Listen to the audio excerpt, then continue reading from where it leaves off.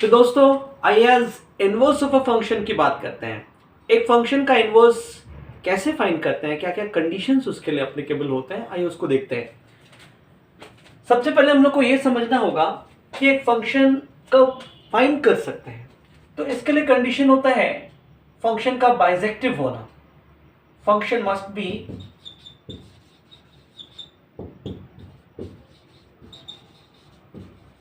function should be 1 1 and onto। Function 1 1 and onto होगा, that means bijective होगा, तभी आप उसके इनवर्स को फाइंड कर सकते हैं। अब ये 1 1 onto कैसे चेक करते हैं? सपोज आपके पास एक फंक्शन है f such that r tends to r and y equal to fx equal to 4x plus 3। Suppose आपके पास एक फंक्शन है f such that r tends to r and y equal to fx equal to 4x plus 3। आपको पहले ये check करना है कि ये 1 1 onto है या नहीं। फिर यदि ये 1 1 onto है, बाइजेक्टिव है, देन आपको इसका इनवर्स फाइंड करना है। तो ये काम कैसे होगा, आइए चेक करते हैं। ये जो फर्स्ट पार्ट आप लिखा हुआ देख रहे हो ना, ये डोमेन को रिप्रेजेंट करता है। डोमेन मीन्स x के वो वैल्यू जिसके लिए फंक्शन डिफाइंड है, x के उन वैल्यूज का कलेक्शन जिसके लिए फंक्शन डिफाइंड है, ये हो गया डोमेन। ये ऑल रियल नंबर है, नेगेटिव, पॉजिटिव, रूट वाले number, fractional number, negative number, सारे के सारे नंबर यहाँ पे इंक्लूडेड हैं। अभी ये क्या है बताओ, ये codomain. First part domain x के वैल्यूज के लिए, सेकेंड पार्ट कोडोमेन, ये फंक्शन को एज्यूम करने के लिए ऑफर किए गए वैल्यूज हैं। ठीक है, अब क्या है आप चेक करो, यहाँ पे y क्या आपके पास 4x plus 3, x को 1 लोगे तो मिलेगा 7, 2 लोगे तो मिलेगा 8 plus 3 11, हाफ लोगे तो 2 plus 3 5। दैट मीन्स x को जैसे जैसे चेंज कर रहे हैं ना, y भी चेंज हो रहा है। दैट मीन्स फंक्शन क्या हो गया, फंक्शन 1 1 हो गया। ठीक है, अब आप देख लो कोडोमेन क्या है, ऑल रियल नंबर। ये 4x plus 3 है, आप x को पुट करते जाओगे, y के डिफरेंट डिफरेंट वैल्यूज मिलते जाएंगे। कोई भी y चाहिए उसके लिए कुछ ना कुछ x एग्जिस्ट करेगा जो रियल नंबर ही होगा। दैट मीन्स इस फंक्शन का जो रेंज है, दैट मीन्स ये जिन जिन वैल्यूज को एज्यूम कर सकता है, यदि उन वैल्यूज के कलेक्शन की बात करें तो वो भी किसके इक्वल आएगा, रेंज के इक्वल। वो भी किसके इक्वल आएगा, r के इक्वल आएगा, रेंज r के इक्वल आएगा, जो कोडोमेन के इक्वल भी है। दैट मीन्स इस फंक्शन के लिए रेंज एंड कोडोमेन दोनों ही r है, दोनों ही ऑल रियल नंबर्स हैं। दैट मीन्स फंक्शन 1 1 भी हो गया, onto भी हो गया, बाइजेक्टिव हो गया ये। तो जब फंक्शन बाइजेक्टिव हो गया तो इसका इनवर्स हम फाइंड कर सकते हैं। अब इनवर्स फाइंड कैसे करेंगे, इनवर्स फाइंड करने के लिए क्या करना होता है, x को सब्जेक्ट बनाना होता है। यहाँ पे y as a function of x लिखा है आपने, इनवर्स में x as a function of y करना होता है। ठीक है, आइए चेक करते हैं इसमें कैसे फाइंड होगा। देखिए आपके पास y है, fx है, 4x plus 3 है।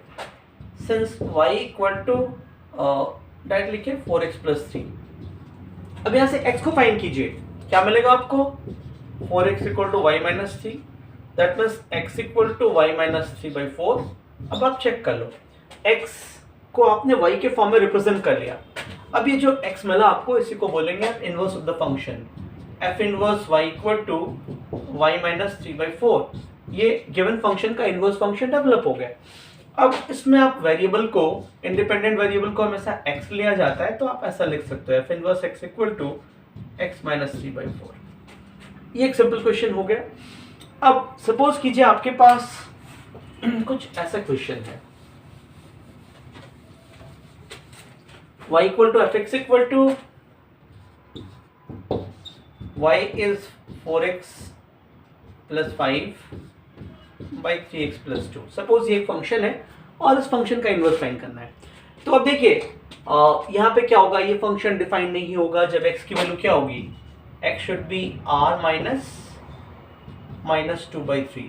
कुछ कुछ कंडीशंस गिवन होंगे, वो जो कंडीशंस गिवन है ना, वो फंक्शन को 1 1 onto रखने के लिए गिवन होंगे।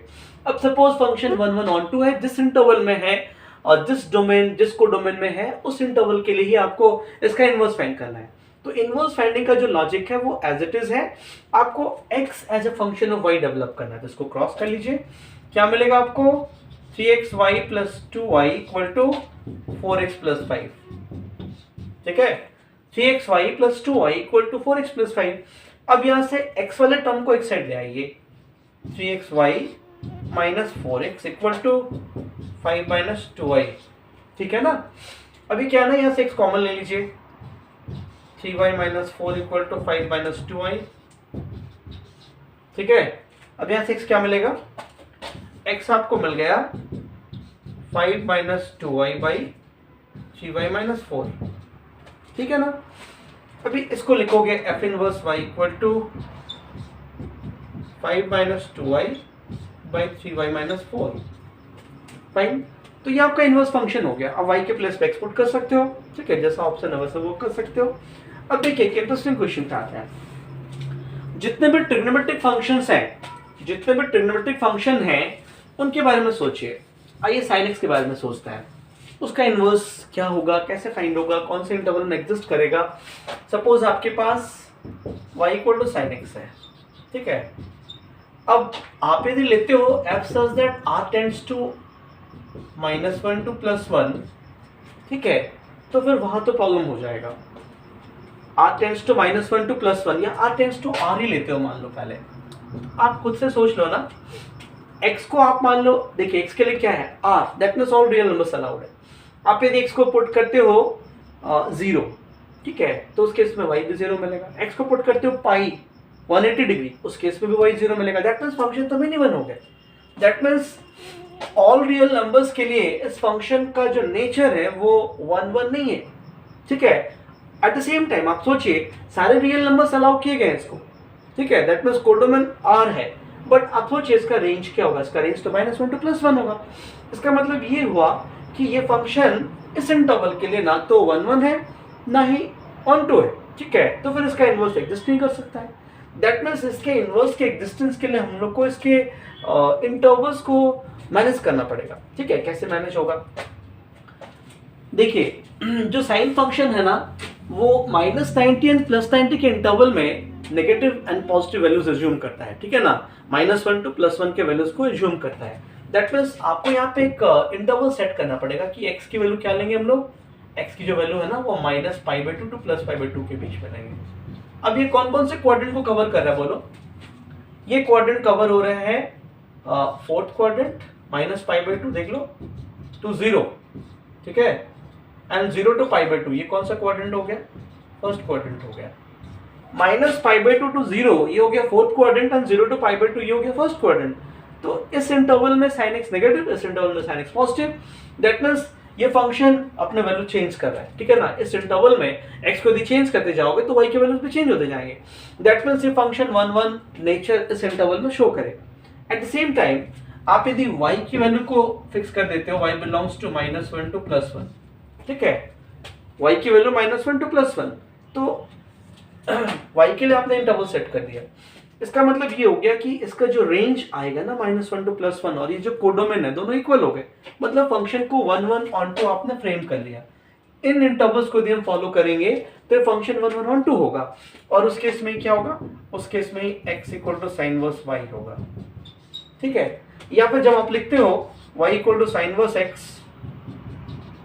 इस इंटरवल पे कंडीशन क्या होगा, इस इनवर्स के एग्जिस्टेंस के लिए कंडीशन क्या होगा, x की वैल्यू क्या होनी चाहिए, x की वैल्यू -1 टू +1 के बीच में होनी चाहिए, और y की वैल्यू क्या हो जाएगी, -π/2 टू +π/2 के बीच में होनी चाहिए। ये वैल्यूज है, देखिए बस वो रिवर्स हो गया, ठीक है ना। तो ये y equal to sine x है, x equal to sine inverse y होगा। यदि हम इंडिपेंडेंट वेरिएबल को x लेने का ट्रेंड है तो y को साइन वर्स x यदि आप लिखते हैं तो x जो है ना वो -1 से +1 के बीच में होना चाहिए, और y की वैल्यू -90 टू +90 के बीच में होनी चाहिए। इस इंटरवल में ही आप इस इनवर्स को ऐसा लिख सकते हैं। y equal to sine x है तो y equal to sine inverse x आप तभी लिख सकते हो जब ये इंटरवल होल्ड करता हो, अदरवाइज आप ऐसा नहीं लिख सकते। ऐसा क्यों, क्योंकि एक फंक्शन का इनवर्स तभी एग्जिस्ट करता है जिस इंटरवल में एग्जिस्ट करता है, उसी इंटरवल में एग्जिस्ट करता है जिस इंटरवल में वो 1 1 ऑन टू नेचर शो करता है, बाइजेक्टिव नेचर शो करता है, और उसके लिए कंडीशंस आपको फुलफिल करने होंगे। ओके फ्रेंड्स, मिलते हैं नेक्स्ट वीडियो में। Till then take care and good bye.